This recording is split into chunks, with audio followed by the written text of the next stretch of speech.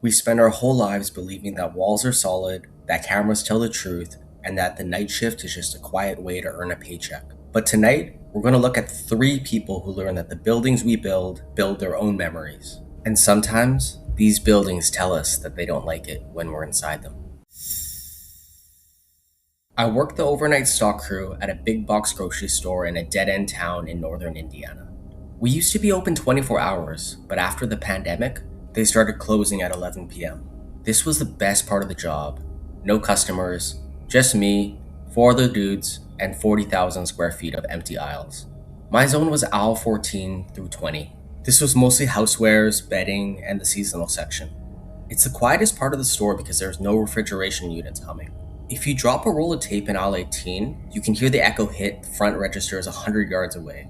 In February, the store started testing these new automated price checker kiosks. They were small, yellow boxes mounted to the support pillars every few aisles. If a customer or a stalker wanted to know the price of something, they just held the barcode under the red laser. The screen would light up with the price. I hated them. The lasers were motion activated, so every time I walked past one with the pallet, the red line would jump out and paint my chest like a sniper's dot. One Tuesday, around 3:15 a.m., I was stocking a shelf of plastic storage bins in aisle 16. The rest of the crew was on the other side of the building in grocery. I was totally alone. I was cutting the plastic wrap off a pallet when I heard it. It came from aisle 17, right behind me. Was it distinct? I didn't think much of it. Sometimes a rogue piece of plastic or a hanging sign would catch the sensor, so I kept working. What?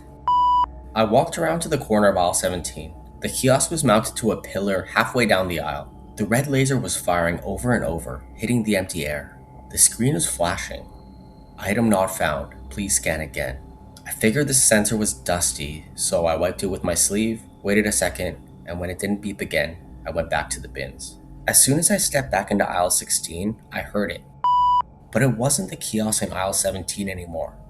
It wasn't my aisle. It was 10 feet behind me. I turned around. The red laser was pointing directly at the floor, about 3 feet in front of the kiosk. As I watched, the red line flickered, the way it does when it hits an object, but nothing was there, just the polished concrete floor. I felt a cold, prickly sensation on my back. I walked over to the kiosk and stood right where the laser was hitting. Nothing happened. The kiosk stayed silent, so I stepped back. The laser hit the empty floor again. I pulled out my radio. "Hey Miller, you at the desk?" Miller was a night lead. He stayed in the back office watching the feeds. "Yeah, what's up?" "Kiosk in 16 is glitching. It keeps scanning the floor. Can you check the camera? See if there's a reflection or something hitting the sensor?" There was a long pause. "Okay, sure. I'm looking at it now," Miller said. His voice sounded indifferent. "You're standing in 16, right?" "Yeah, right by the pillar." "And you're alone?" "Yeah, obviously. What's up?" Another pause. "Step away from the pillar, man. Move to the front of the store. Now." I didn't answer questions. When your night lead uses that tone, you move. I found Miller in the office. He was staring at the monitor for camera 9, which had a bird's eye view of aisle 16.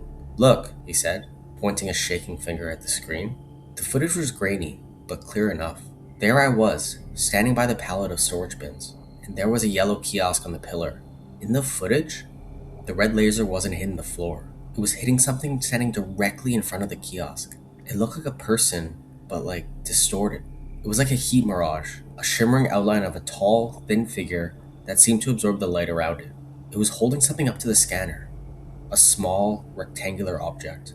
On the screen, every time the figure moved under the laser, the kiosk in the store would beep. In the footage, as I walked toward the kiosk to fix it, the figure didn't run. It didn't vanish. It just stepped to the side. It stood there, only inches away from me, watching me wipe the sensor with my sleeve. It was so close that my shoulder could have just brushed against it. When I stepped back, the figure would move back to the front of the kiosk and start scanning the object again. Miller and I watched it for 10 minutes. The figure never stopped. It just kept trying to get the price on whatever it was holding. We didn't go back to aisle 16 that night. We stayed in the office until the 6 a.m. crew arrived. I checked the kiosk logs before I clocked out. The system keeps a record of every scan, even the not found ones. There were 142 failed scans between 3:15 and 3:30 a.m. On the 143rd scan, it finally found a match. The log didn't show a price, it just showed a product ID that didn't exist in our database. I looked it up on the corporate portal later that day from my home computer. The ID belonged to a memorial plaque. It was for a night shift worker who died in the same store back in the 90s, back when it was still a 24-hour location. He'd had a heart attack in aisle 16 and hadn't been found for 6 hours because he was working at the back of the store alone. The plaque was removed during the 2018 remodel. I like to just think he was trying to find out where it went. I worked the overnight security shift for a brand new, multi-story wing in Baltimore that was still 3 weeks away from its grand opening. The place was sterile, everything was empty. There were thousands of square feet of operating rooms, patient suites, and long, echoing corridors that smelled like fresh paint and industrial floor wax. My job was to walk the floors every 2 hours to make sure that HVAC systems were running and no squatters had managed to slip through the construction gates. Because the wing was empty, the silence was absolute. There were no machines beeping, no nurses talking, just the low electric hum of the building itself. Around 2:15 a.m., I was on the 4th floor, which was designated as the newborn intensive care unit. It was a maze of glass-walled rooms and narrow hallways. As I walked past room 408, I heard a sound. It wasn't a mechanical sound, it was a dull, like someone hitting a heavy bag with their palm. I stopped and listened. It was coming from the wall between room 408 and 410. I walked into 408 and put my ear against the drywall. The knocking was coming from inside the wall. I figured it was a water hammer in the pipes or a loose duct vibrating in the wind, so I tapped back, mostly as a joke. The knocking stopped instantly. I stood there for a minute, the hair on my arm standing up. Then, a voice came from behind the wall. It was muffled, sounded like it was buried under 10 feet of dirt, but it was unmistakably human. "Is someone there?" I froze. "Who is this? Where are you? I can't see. It's too tight. Please. I've been calling for hours." I ran to the nurse's station and grabbed the master blueprints. According to the plans, the wall between 408 and 410 was a standard fire-rated partition. There was no maintenance crawl space, no plumbing chase, just 2 sheets of drywall and 4 inches of steel studs. There was no way a physical person could be inside that wall. "I'm gonna get help," I shouted. "How did you get in there?" The voice didn't answer the question. It just started a sob, a dry, hacking sound that made my stomach turn. "Please don't go. Don't go. The lights. They've been on for so long. Just stay near the wall so I can know where the out is." I pulled out my radio. "Base, this is Patrol 4. I need maintenance to the 4th floor, room 408. I have a person trapped in the partition." There was a long silence on the other end. Then, my supervisor, a guy named Rick, came on. "Patrol 4? Repeat that? Trapped in a wall?" "Yes, between 408 and 410. I can hear him talking. Send someone with a saw." I stayed by the wall. I started talking to the man to keep him calm. I asked him his name. He said it was Leo. He told me he'd been working on the electrical team during the pour, the day they poured the concrete for the main support pillars 6 months ago. He said he tripped, fallen into a gap, and everything had gone dark. That made no sense. If he'd fallen during the concrete pour 6 months ago, he'd be dead. But he sounded clear. He sounded like he was standing right in front of me. Rick arrived 10 minutes later with a maintenance guy and a saw. They looked at me like I lost my damn mind. "You hear him?" Rick asked. "Listen," I said. We all went silent. From inside the wall, the knocking started again. It was louder now, frantic. "I can hear you," the voice whispered. "You're right there. I can see the light through the seams." The maintenance guy didn't wait. He marked a 3-foot square in the dry hall and started the saw. He cut through the first layer of drywall, then the second. He kicked the square of the board in. The wall was empty. There was nothing but steel studs and a few bundles of yellow Ethernet cable. No person and no space for a person. Just 4 inches of hollow air. "I told you," Rick said, looking at the empty gap. "It's the HVAC echoes, man. Sound travels weird in these new builds." I leaned in, shining my flashlight into the dark gap between the studs. "But I heard him. He told me his name was Leo." Rick stopped. His face went pale. "What did you say?" "He said his name was Leo. He said he was an electrician." Rick pulled me out of the room and into the hallway. Leo Vance was an electrician on this project. He went missing in August. The cops thought he walked off the jobs or went on a bender. They never found his car. I went back to the hole in the wall. I shined my light down toward the floor. At the very bottom of the partition, where the steel stud met the concrete floor slab, there was a small, handwritten mark in the wet concrete. It was a series of tally marks, scratched in with a finger before the cement had hardened. Beside the marks, there was a single dusty wedding ring sitting on the concrete. I reached in and picked it up. It was heavy gold. I turned it over. The inscription read, "To Leo, forever." I looked up at the drywall. The knocking started again, but it wasn't coming from the wall we just cut open. It was coming from the floor, directly under our feet. We checked the blueprints for the third floor. There was no room under 408. It was a dead space, a structural void created by the elevator shafts. It had been sealed shut with 4 feet of reinforced concrete 6 months ago. There were no doors, no vents, and no way in. We stood there in silence of the ICU. It didn't sound like a ghost. It sounded like a man who was still alive, trapped in a space that shouldn't exist, hitting the ceiling of his tomb with the palm of his hand. I quit that night. The hospital opened 3 weeks later. People walk those halls every day now. They sleep in those rooms and they have surgeries. And sometimes, when the ward gets quiet at 3 a.m., the nurses on the 4th floor reported a water hammer in those pipes. They say it's just the building settling. But I know what a building settling sounds like, and a building doesn't knock back. I worked security for a massive decommissioned industrial park on the outskirts of Seattle. The place was a maze of rusted warehouses, empty silos, and a central power plant that hadn't seen coal in 20 years. Because the site was so big, we had to work in pairs. One guy stayed in the nest, which is a guard shack with monitors, and the other guy did the driving patrol. We stayed in constant contact via two-way radios. It was the only way to stay sane in a place that looked like the end of the world.